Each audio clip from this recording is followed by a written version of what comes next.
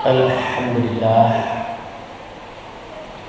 Alhamdulillahillazi arsala rasulahu bil huda wal nur liyudhhirahu 'ala dini kullihi walau karihal musyrikun.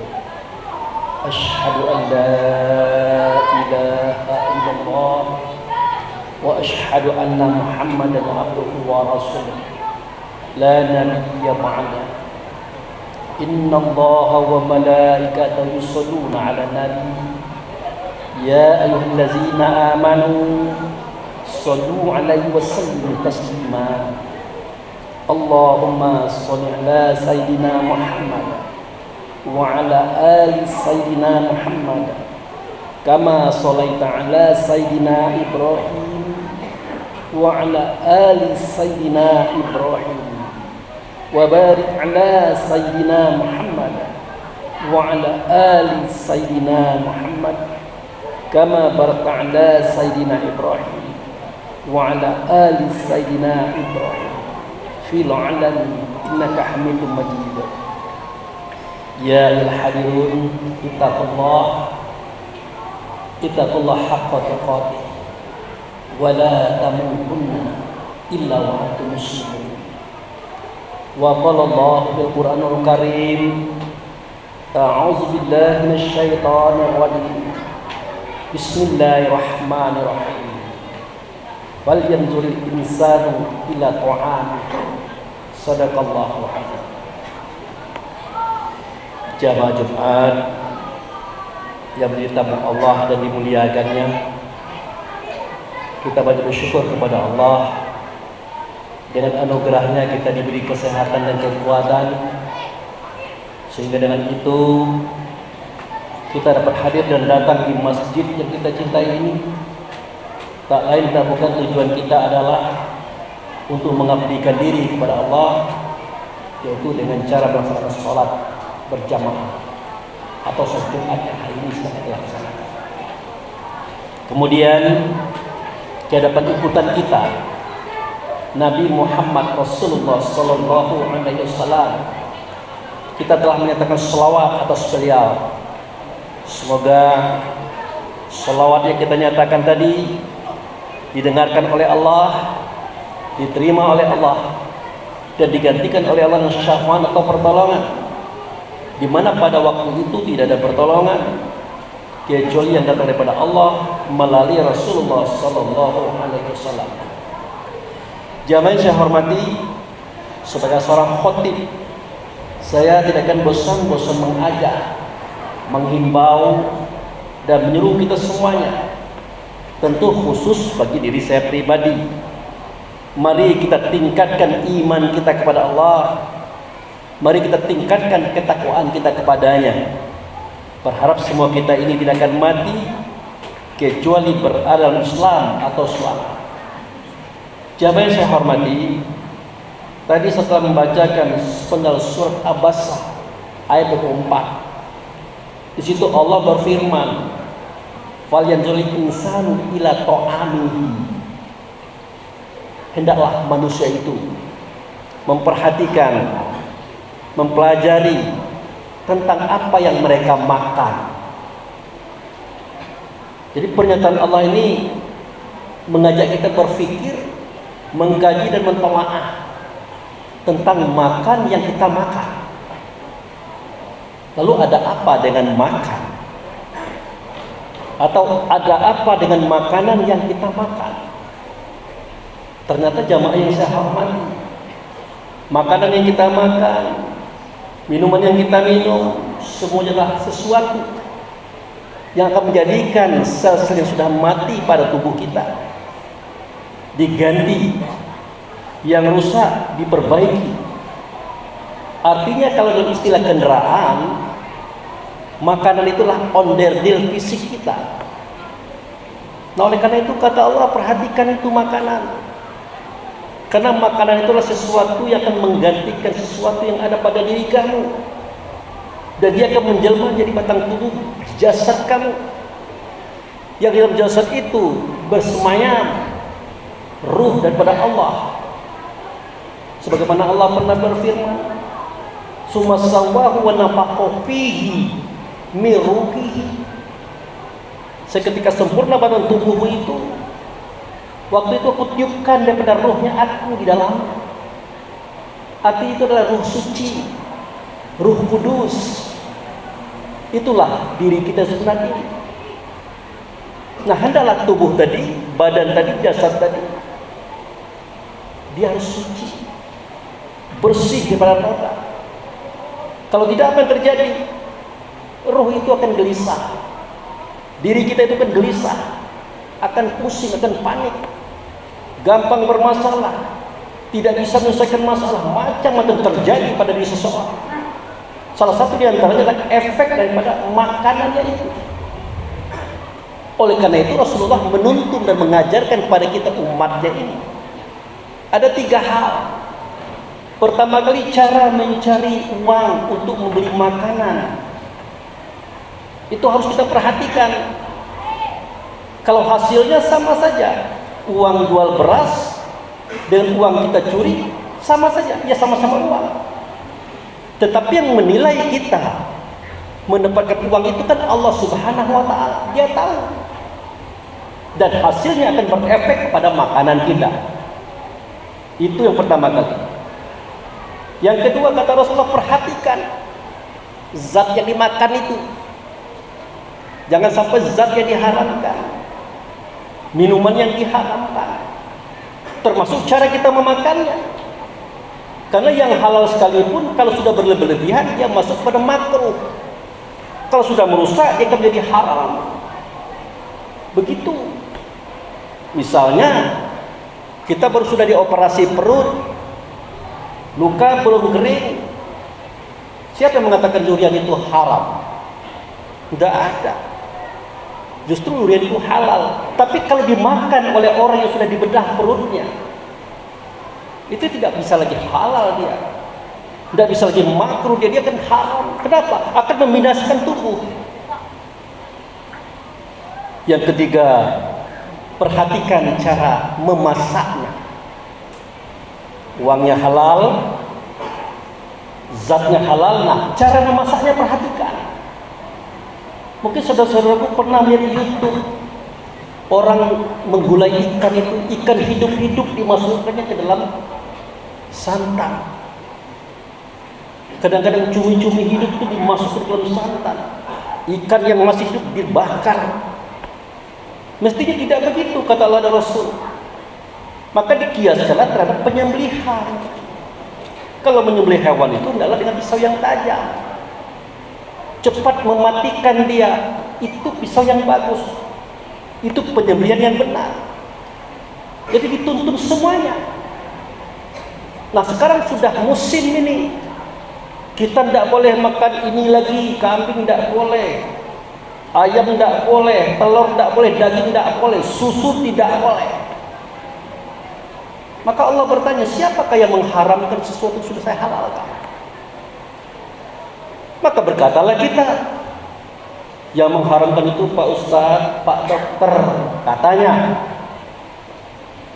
Padahal Pak Dokter mengatakan, kalau Anda makan ini, makan kambing, katakanlah untuk orang darah tinggi, itu akan menjadikan darah Anda itu lebih parah lagi. Bukan dia mengharamkan. Nah, jadi dari sini kelihatan betapa banyak orang sakit tidak bisa banyak yang makan. Ada apa ini? Kalau dalam ilmu kedokteran jelas akan berpengaruh pada penyakitnya, akan semakin jadi penyakitnya, makanya dilarang. Lalu bagaimana dengan kata-kata Allah? Siapa yang berani mengharamkan yang sudah saya halalkan? Nah, disinilah kelupaan kita. Apa yang kita lupa? Kita lupa dengan doa yang diajarkan oleh Allah dan Rasul. Kalau istilah orang Jawa itu lupa dengan mantra yang diajarkan oleh Allah dan Rasul. Coba perhatikan doa makan itu. Allahumma barik lana fima razaqtana wa qina azabannar. Sederhana memang. Anggaplah kita semuanya hafal. Tapi pernahkah kita perhatikan kalimat-kalimat itu? Ya Allah, berkatilah apa yang sedang kau anugerahkan sebagai rezeki bagi kami. Berkati itu artinya jangan sampai makanan ini merusak kami, membinasakan kami, menjadikan kami sakit. Itu maksudnya. Yang namanya berkah. Berkah itu artinya tidak ada masalah pada tubuh, pada jasad kita. Aman-aman saja, tenang-tenang saja, bahkan menjadi baik. Itu berkah. Pernahkah kita pakai doa itu? Pernahkah kita tolong? Kemudian di akhir doa itu kita perhatikan, waqina azabannar. Kenapa?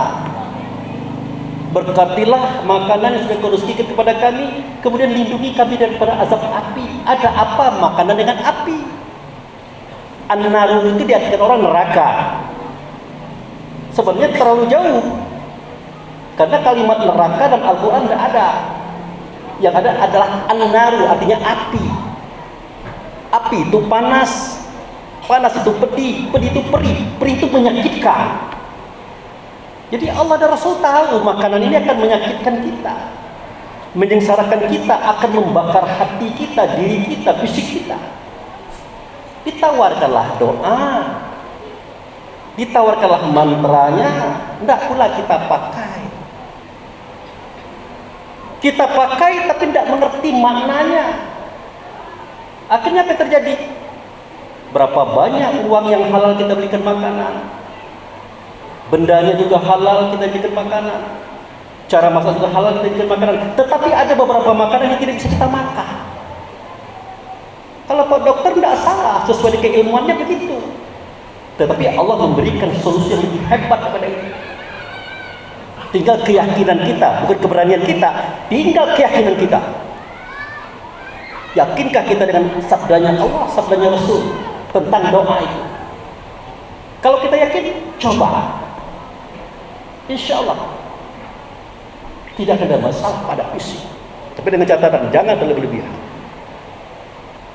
Jadi luar biasa ajaran Islam ini, saudaraku. Dari hal yang paling kecil yang besar diajarkan semuanya sampai ketika makan. Belum lagi kita mengenal siapa yang kita makan. Nah itu lebih dalam lagi. Enak-enak saja kita minum air. Kenal tidak kita siapa itu air? Enak-enak saja kita motong kerbau, sapi, kambing, ayam, burung. Enak-enak saja kita makan. Padahal mereka itu mempertaruhkan nyawa dan jiwanya. Alangkah tidak adilnya Allah. Ada sejarah di balik semua itu. Makanya kita perlu santun terhadap apa yang kita makan. Karena begitu dalamnya pelajaran ini. Tapi itu Jumatan tidak mungkin disampaikan. Intinya, perhatikan makanan itu kata Allah. Cara berbuat uangnya harus halal. Karena ruhmu ada dalam tubuh itu, gelisah dia nanti. Bendanya pun harus halal. Cara masak juga harus halal. Dan jangan lupa membaca doa makan. Kenapa? Karena itulah antitoksi daripada racun yang akan memusnahkan fisik kita oleh karena akibat makanan tadi. Itulah sebabnya kenapa Allahumma barik lana fima razaqtana wa qina azabannar. Itu sebabnya kenapa doa terakhir itu, jagalah kami daripada siksa api yang dilahirkan oleh makanan ini. Barakallahu li wa lakum fil Qur'anil azim wa syairil mu'minin wal mu'minat wastaghfiruhu innahu huwal ghafurur rahim.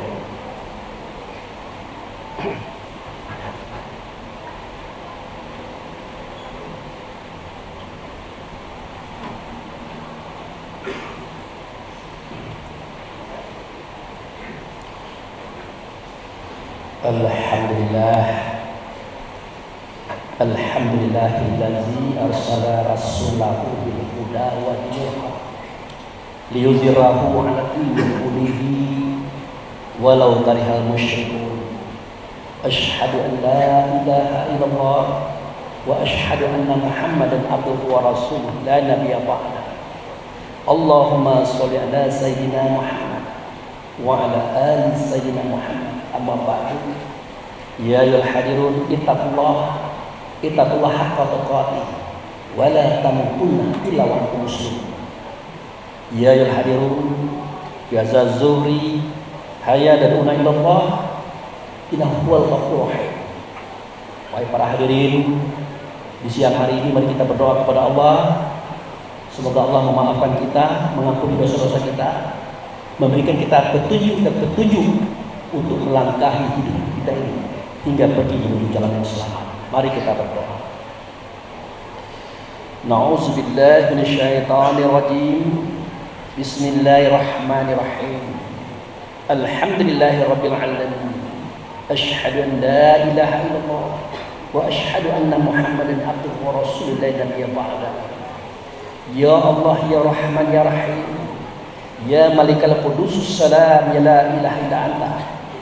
Allahumma ya Allah fi hadza zuri hadarna fatrotika aina hadarna fatrotika bizzambina katsira fazallika faghfir lana ala dzunubana faghfir lana ala dzunubana faghfir lana ala dzunubana rabbana zalamna anfusana wa illam taghfir lana wa tarhamna lanakunanna minal khasirin rabbana ighfir lana wa liwalidayna warhamhuma kama rabbayana shaghira Allahumma ighfir lil mu'minin wal mu'minat muslimin wal muslimat al ahya'u minhum wal amwat rabbana hab lana min azwajina wa dzurriyyatina qurrata a'yun waj'alna lil muttaqina imama rabbana la tuzigh qulubana ba'da idh hadaytana wa hab lana min ladunka rahmatan innaka antal wahhab rabbana na'udzubika bi kalimatika tammati